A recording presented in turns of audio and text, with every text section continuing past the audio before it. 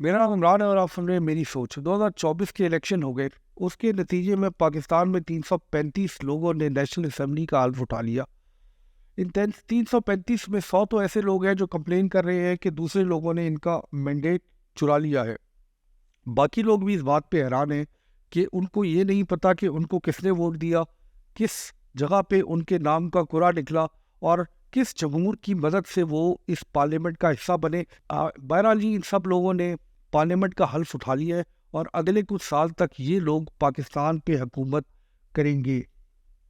बहुत अच्छा है जी, ऐसे ही करना चाहिए। जमहूर की कौन फिक्र करता है। इस मुल्क में जमहूर के सर के ऊपर जूता रख के हुकूमत करने की रिवायत जो है वो बहुत ज़्यादा पुरानी है और बहुत से लोगों को इसकी अब आदत हो गई है। बल्कि मुझे ऐसे लगता है कि कभी अगर ऐसा मौका आया कि पाकिस्तान में फ्री एंड फेयर इलेक्शन हो गए तो शायद लोग उसको कबूल ही ना करें।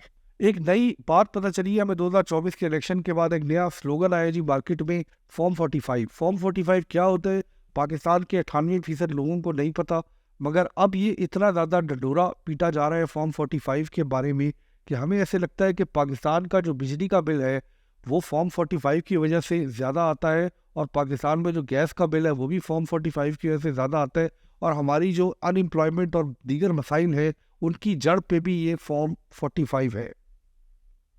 बहरहाल जी, हजूर का इकबाल बुलंद हो। जो लोग हुकूमत करने के लिए बैठे हैं वो हुकूमत करें जी। आप इसीलिए सियासत करते हैं कि आप हम पे हुकूमत करें, तो कीजिए जी। बड़े बड़े दफ्तरों में जाइए, बड़ी बड़ी गाड़ियों में फिरिए, हाँ सिक्योरिटी साथ रखिए।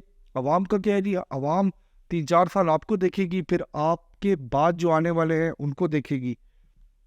और वो लोग जो 2018 में जीते थे और आज कंप्लेन कर रहे हैं कि इलेक्शन के अंदर धांधली हुई है, तो भाई 2018 में आप ना करते तो आज ये भी ना करते। मुझे ऐसे लगता है कि आपकी मेजर कंप्लेन ये है कि 2018 में जो आपके लिए धांधली की गई थी उसको बहुत समझदारी से किया गया था, यानी वो नकल जो आपके लिए की गई थी उसमें अकल इस्तेमाल हुई थी। और 2024 में जो इलेक्शन हुआ है उसके अंदर शायद नकल के अंदर अकल नहीं इस्तेमाल हुई और बहुत ही ऐसी धांधली हुई है जो शायद बहुत ही वाज़े हो। इसके अलावा जो आपकी कंप्लेन है वो शायद मुझे समझ नहीं आती। देखिए, आवाम को बेवकूफ़ बनाना छोड़ दीजिए। 2018 में आपने कुर्सी के लिए जो है वो शाह से ज़्यादा शाह की वफादारी की थी। आज शायद दूसरे लोग कर रहे हैं और आवाम को ये बताया जाता है हर 5 साल 4 साल बाद कि जी हम आपके हकूक़ के लिए लड़ रहे हैं। मुझे तो आज तक 30-40 साल में ये समझ नहीं आया कि पाकिस्तान में रहने वाले अवाम के हकूक़ हैं क्या।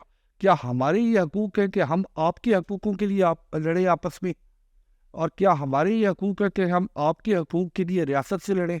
देखिए, इस सारे बाज़ार के अंदर जो सीरियस बात है करने की वो शायद ये है कि इस वक्त जो कोalition गवर्नमेंट बनी है इस्लामाबाद में शहबाज शरीफ साहब की, उनके पास अदबी मेजॉरिटी है 2/3 अपने कोalition पार्टनर्स यानी पीपल्स पार्टी और दीगर पार्टियों के साथ मिलके। यानी टेक्निकली वो चाहे तो पाकिस्तान के आइन में तरमीम कर सकते हैं। मैं यहाँ पे एक छोटी सी वार्निंग देना चाहूँगा कि पाकिस्तान के अंदर ऐसे कई दफ़ा हुआ है कि सियासतदानों ने शाह से ज़्यादा शाह की वफादारी की है और उसमें हमारी लेजिस्लेटिव को ऐसा नुकसान पहुँचाया है जो कई दहाइयों तक आवाम को भुगतना पड़ा है। तो मैं उम्मीद करता हूँ कि अब आपने जैसे भी ये हुकूमत पे कब्ज़ा किया है आप करें हुकूमत, मगर कोई ऐसा काम करने से पहले इस बात के बारे में 100 दफ़ा सोचें कि जमहूर जो है वो जमहूरियत से होती है। और बहरहाल अगर अवाम ने आपको जिताया नहीं तो मेजर अक्सरियत ने भी आपको वोट दिया है और काफ़ी सालों से दे रही है। तो किसी भी किस्म की ऐसी लेजिस्लेशन जो एंटी पीपल हो, लोगों के ख़िलाफ़ हो, लोगों के हकूक़ के ख़िलाफ़ हो, इजहार राय के ख़िलाफ़ हो, उसको करने से पहले ये सोच लीजिएगा कि पाकिस्तान में कभी ना कभी जमहूरियत में इस बात का हिसाब देना पड़ता है कि आपने जो फ़ैसले किए वो जमहूर और जमहूरियत और मुल्क के हक़ में किए या किसी की वफादारी में किए। पिछले दिनों एक फ़ैसला आया है सुप्रीम कोर्ट ऑफ पाकिस्तान का, जुल्फ़िकार अली भुट्टो साहब का जो केस था, मौलवी मुश्ताक साहब जो लाहौर हाई कोर्ट के जज थे, उनके फ़ैसले के ख़िलाफ़ फ़ैसला दिया है और सुप्रीम कोर्ट ने उसको जुडिशल मर्डर करार दिया है। तो चाहे 40 साल बाद हो, चाहे 50 साल बाद हो, एक ना एक जनरेशन ज़रूर ऐसी आती है जो हिसाब मांगती है। पाकिस्तान में एक बड़ी तादाद ऐसे लोगों की है जो 25 साल से कम हैं और उन लोगों के पास बहुत ٹائم ہے بہت سے لیڈروں کو دیکھنے کا، بہت سے لیڈروں کو پرکھنے کا، ان کے پاس بہت سا ٹائم ہے بہت سے ججوں کو اور ان کی ججمنٹس کو دیکھنے کا اور پرکھنے کا، اور شاید ان کے پاس بہت سا ٹائم ہے کئی اسٹیبلشمنٹس کو آتے جاتے دیکھنے کا۔ تو ان لوگوں نے آپ سے کبھی نہ کبھی حساب لینا ہے۔ ہماری جنریشن جو ہے وہ تو اسی مسئلے میں آ کے رڑ گئی کہ ہم نے ووٹ کس کو دیا ہے اور جیتا کون ہے۔ میں پاکستان کے عوام سے یہ کہنا چاہتا ہوں کہ کہیں نہ کہیں تو ہم نے لائن ڈرا کرنی ہوگی۔ ہم ہر دفعہ ایک حکومت کے لیے دوسری پارٹی سے نہیں لڑ سکتے، کہیں نہ کسی لیڈر کو پاکستان کا لیڈر مان کے اس کے پیچھے جانا ہوگا۔ اگر شہباز شریف صاحب کی آج گورنمنٹ ہے، چاہے وہ غلط مینڈیٹ سے آئی ہے، رگڈ الیکشن کے نتیجے میں آئی ہے، جب تک ہم اپنے پرائم منسٹر، اور میں پرائم منسٹر کا لفظ استعمال کر رہا ہوں، کسی شخص کا نام استعمال نہیں کر رہا، کسی پارٹی کا نام نہیں استعمال کر رہا، جس قسم کے الیکشن کے نتیجے میں یہ حکومت بنی ہے اور یہ صاحب ہمارے پرائم منسٹر بنے ہیں اور باقی 4 صوبوں میں بھی جو چیف منسٹر بنے ہیں، کسی نہ کسی سٹیج پہ تو ہمیں اپنے معاملات کو سیدھا کرنے کے لیے اپنے پرائم منسٹر، اپنے چیف منسٹر اور باقی لوگوں کے پیچھے آ کے کھڑا ہونا پڑے گا۔ جو ڈویژن ہر الیکشن کے بعد پاکستان کی عوام میں ہو جاتی ہے، اس ڈویژن کا فائدہ جو ہے وہ غیر جمہوری طاقتیں استعمال کرتی ہیں، اور شاید اسٹیٹ کو بھی یہ پتہ ہے کہ یہ پولیٹیشین جو ہے یہ کرسی کے لیے کچھ بھی کر جاتے ہیں، اور عوام جو ہے وہ سوچے سمجھے بغیر ان کو ووٹ دیتی ہے اور ان کے لیے جذباتی ہو جاتی ہے۔